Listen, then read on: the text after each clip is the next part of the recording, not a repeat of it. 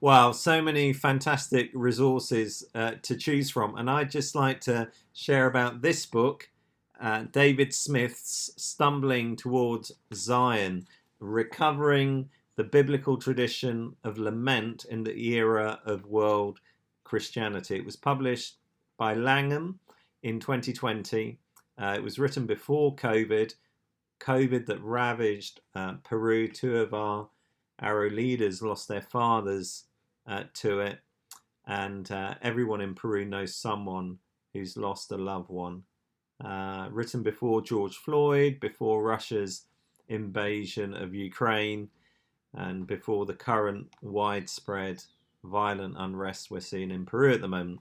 It's only 140 pages long, but is deeply profound, challenging, and relevant. The blurb says this: in this powerful and challenging book, David Smith identifies a crisis at the heart of the church, and I'd say at the heart of Christian leadership, especially across Latin America. It's the crisis of triumphalism, the tendency to avoid honest engagement with brokenness and suffering, privileging victory while rejecting the practice of lament. And as a leader, this book has helped me to enter into people's pain, suffering, and loss in a more authentic, empathetic, and Christ like way. It's reminded me of the value of recognizing my own weakness and vulnerability as a leader, of the hope we all have in Christ.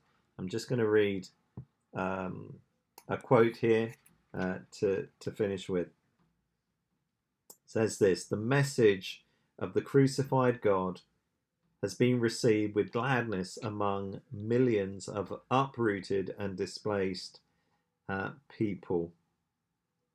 World Christianity in the early 21st century is no longer a privileged white man's religion, but has returned to a place similar to its original social location at the margins of political and economic power.